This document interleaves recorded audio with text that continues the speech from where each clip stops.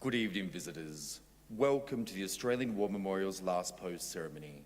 My name is Dennis Stockman, and joining us today from the Australian Army is Warrant Officer Class 1, Joanne Davey. Today we commemorate the anniversary of HMAS Sydney's defeat of the SMS Emdem. At the outbreak of the First World War in 1914, the Australian fleet consisted of a battle cruiser, 6 light cruisers, 6 destroyers, 2 submarines, and support and auxiliary craft. One of the biggest threats to the British trade routes in the Indian Ocean was the SMS Emdem, a German cruiser that formed part of the German East Asiatic Squadron. Emdem stalked Indian Ocean shipping routes, capturing or sinking 21 vessels, and became the scourge of the Allied naval ships.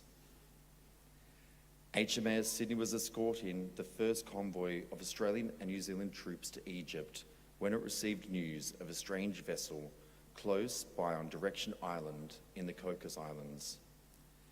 Sydney was detached to investigate the sighting, and on the 9th of November 1914, surprised the Emdem while it was attacking the British radio station on the Cocos Islands. A short battle ensued, and the Sydney overpowering the Emdem, which was deliberately run aground and sunk on North Keeling Island. The victory marked the first battle of the Royal Australian Navy. Several salvage operations were carried out on the wreck of the Emdem, and 3 of the 4 guns found new homes in Australia, including the Australian War Memorial. Today we remember HMAS Sydney's defeat of the SMS Emdem. We pay our respects to the men and women commemorated here on the Roll of Honour and the survivors who returned home. We are honoured to welcome Mr. Peter Cook Russell on behalf of the Naval Association, ACT section. We welcome the veterans who have served, those that are still serving, and the families that support them. We acknowledge the members of RSL Services Clubs Association, RSL Victoria, and RSL Queensland who are watching the broadcast of this ceremony across Australia. During this evening's ceremony, wreaths will be laid at the base of the Pool of Reflection by visitors to the memorial and students on behalf of Rockhampton Grammar School in Queensland. Australia's Federation Guard is the tri-service ceremonial unit of the Australian Defence Force. They provide a ceremonial presence at civil and military events and during visits to Australia by foreign dignitaries. The Guard will now dismount the catapult party from the tomb of the unknown Australian soldier.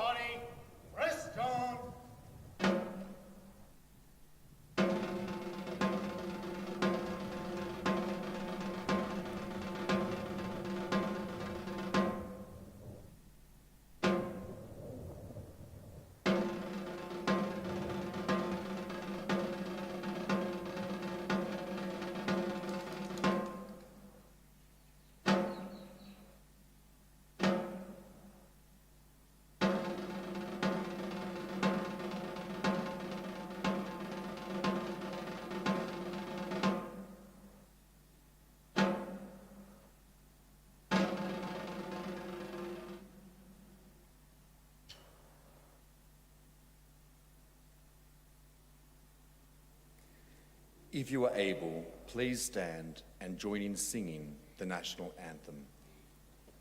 National Party, right hand, hip. National Party, raise hand, arms.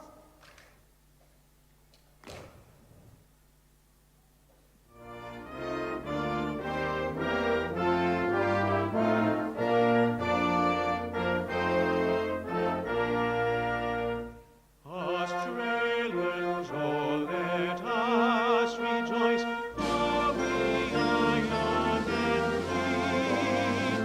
We've golden soil and wealth for toil, our home is earth by sea. Our land abounds in nature's gifts, of beauty rich and rare. In history's page let every state advance Australia fair. In joyful strains then let us sing, advance Australia fair. National Party, shoulder, arms. National Party, order, arms. Students, please be seated. The Australian War Memorial was the vision of Charles Bean, Australia's First World War official historian. Bean landed with the Australian troops on Gallipoli and stayed with them at the front through to the end of the war. The idea of this National Memorial and Museum came to him at Pozières, France, in the depths of the bloody fighting of 1916. Bean's idea was that this would be a place where families and friends could mourn loved ones buried in faraway places. It would also be a place that could help all Australians understand what these men and women had endured and what they had done for us. Bean's vision, to which we remain true, is best expressed as inscribed in the entrance to the memorial's galleries. Here is their spirit in the heart of the land they loved, and here we guard the record which they themselves made. Tonight we'll read the story behind one of those on the Roll of Honour, which lists the names of more than 102,000 men and women who have given their lives for us in war and operations for more than a century. But first we present a lament, Flowers of the Forest. Wreaths or floral tributes would now be laid at the base of the pool of reflection.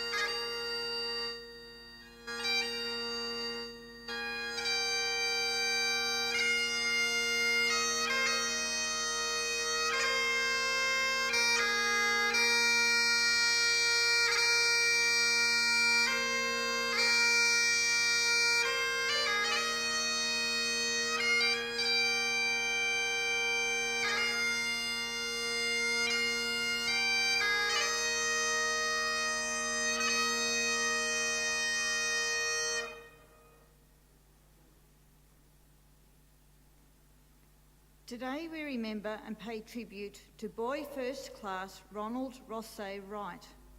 Ronald Wright was born on the 2nd of June 1900 at Peterhead, a district of Port Adelaide, South Australia, the youngest son of 9 children of Joseph and Charlotte Wright. He grew up in the Port District until 1913, when his parents moved to Millicent, where they ran a painting and decorating business. In August 1914, the First World War began. Perhaps in response to HMAS Sydney's stirring victory over the German light cruiser Emdem in November 1914, Wright, aged 14, joined the Royal Australian Navy on the 25th of January 1915. He was sent to HMAS Tingira, the RAN's training ship moored in Rose Bay, Sydney Harbour, for his initial training. At this time, his rank was Boy Second Class. As he progressed through his training, his character was assessed as good, and he was promoted to Boy First Class in late October. On the 6th of November, with his initial training complete, Wright was posted to HMAS Cerberus, the shore-based training establishment in Victoria, in preparation for his departure to the United Kingdom. Before leaving Australia, Wright returned home for his embarkation leave. The local newspaper, the South Eastern Times, reported that his brief visit was a fine advertisement of the discipline and influence of a naval career, which had in a few months developed Master Wright from a somewhat harum-scarum lad into a fine, sturdy, manly young man. After arriving in England, Wright was sent out to Bermuda, where he joined the light cruiser HMAS Sydney. In the following months, Sydney was involved in surveillance operations of neutral ports and patrolling ship lanes off the east coast of the Americas. In September, Sydney left Bermuda for England. After arriving in mid-September, Sydney was sent to Greenock, the port where the ship had been originally built, for a refit. HMAS Sydney was back at sea at the end of October, and after a brief attachment to the 5th Battalion Squadron at Scapa Flow, joined the 2nd Light Cruiser Squadron at Rosyth in Scotland. On the 19th of December, the Grand Fleet put to sea. A superstition of the Light Cruiser Squadron crews was that if a ship passed seaward under the Forth Bridge without a train passing overhead, then the ship and her company would not return as they had left.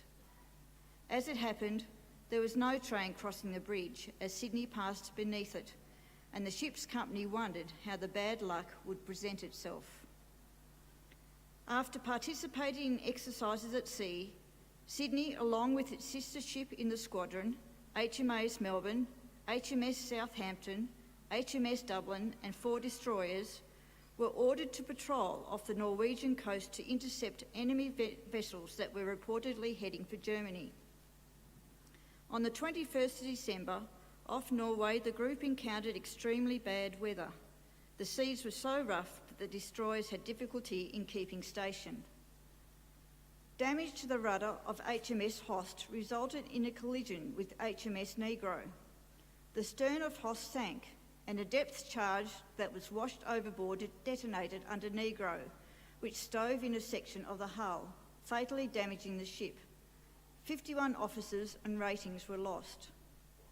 Host was taken under tow, but the heavy seas were too much for the stricken vessel and the crew were ordered to abandon ship. Rough seas hampered rescue efforts, though by the time Host sank, all but 4 men had been rescued. Aboard Sydney, the heavy seas had washed both whaler boats away. The steam pinnace was badly damaged, as were the remaining boats, which left the light cruiser with no boats.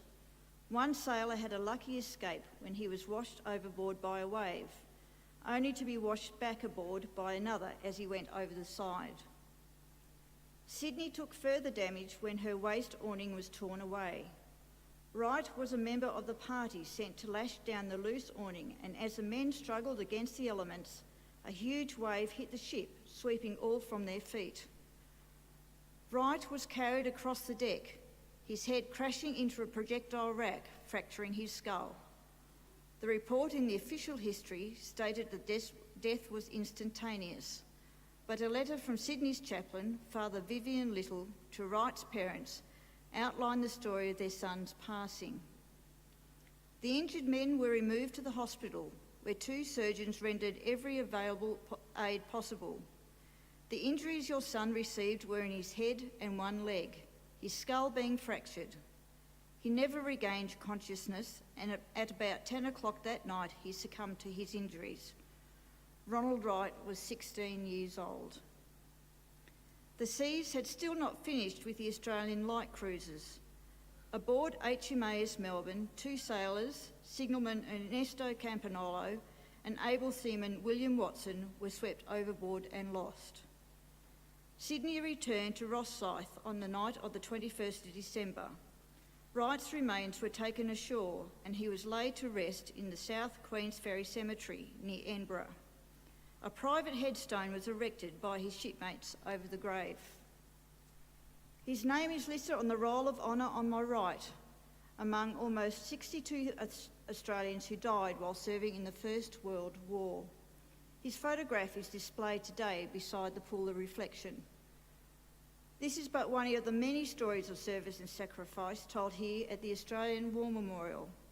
We now remember Boy First Class Ronald Rothsay Wright, who gave his life for us, for our freedoms, and in the hope of a better world.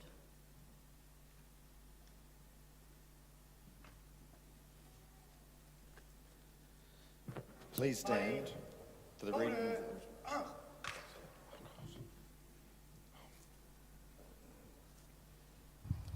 Please stand for the reading of the Ode and the sounding of the last post.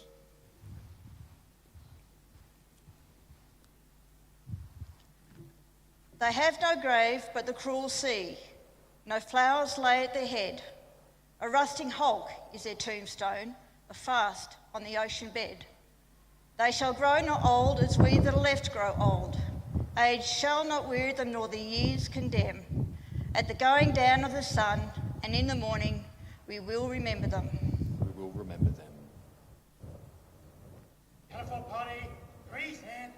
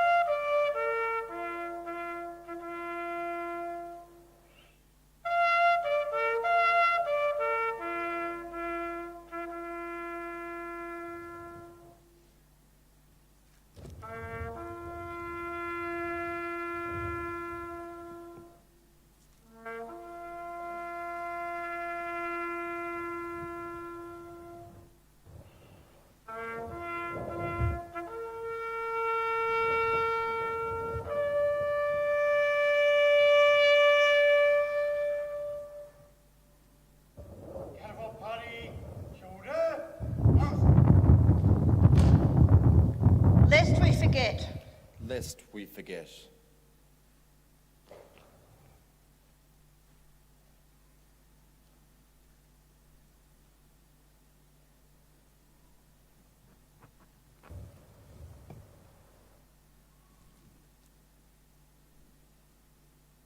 Telephone party, inwards. Telephone party, quick, march.